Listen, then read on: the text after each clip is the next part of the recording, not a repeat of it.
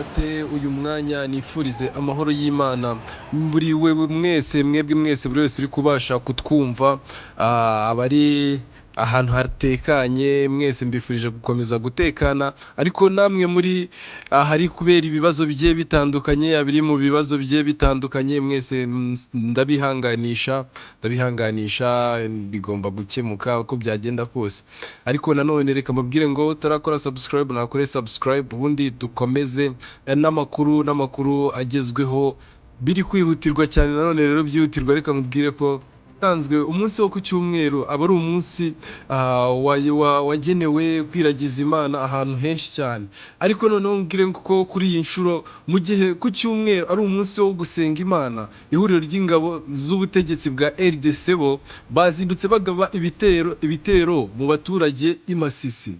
Ni ibintu bitoroshye rero ariko nanone nongere nkubwire ko indi mbonerakure y'u Burundi yafatiwe mu gitero na Mayimayi yagabye mu nkengero za komine ya Minembwe. Aho rero ngira ngo tuba tugenda n'amakuru aba yihuse mu gihe rero ku cyumweru ari umunsi wo gusenga Imana ihuriro ry'ingabo z'ubutegetsi bwa RDC bo urumva ko bazindutse bagaba ibitero biri kugenda byibasira n'abaturage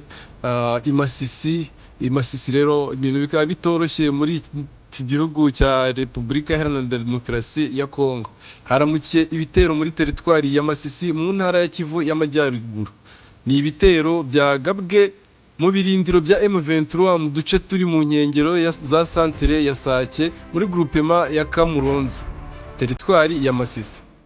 Ibi bitero biramukiye mu bice byo muri teritwari ya Masisi byemejwe n'umuvugizi wa M23 mu bya politike Lawrence Kanyuka mu nyandiko Kanyuka amaze gushyira hanze muri iki gitondo cyo kuri iki cyumweru tariki ya 11 z'ukwa kabiri 2024.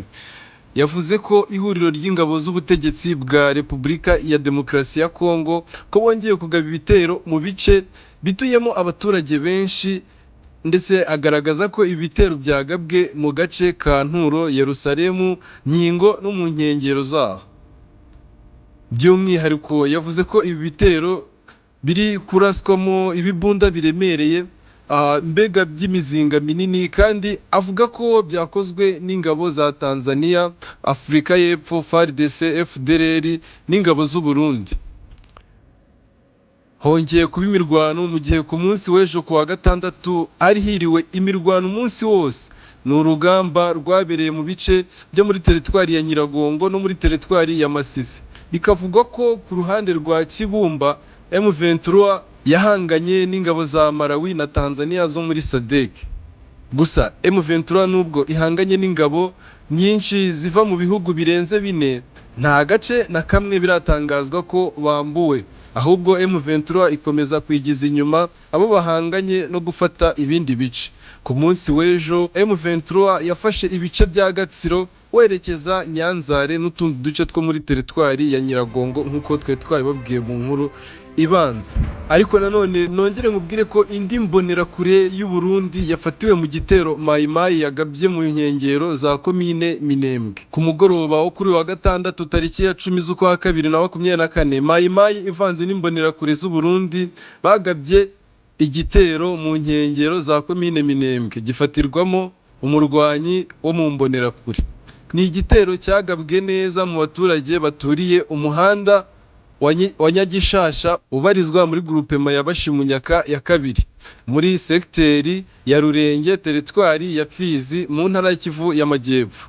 Iki gitero kimaze kugabwa mu muhana utuwe n'abaturage b'Abanyamurenge Twirwaneho yatabaye maze barasa Mayimayi n'imbonerakure z'u Burundi babasha ndetse kubasubiza inyuma nk'uko iyi nkuru tuyikesha bamwe mu baturage batwirwaneho. Minembwe Capital News yabwiwe ko muri icyo gitero cyafatiwemo umurwanyi uvuga ururimi rw'Ikirundi avuga ko ari imbonerakure.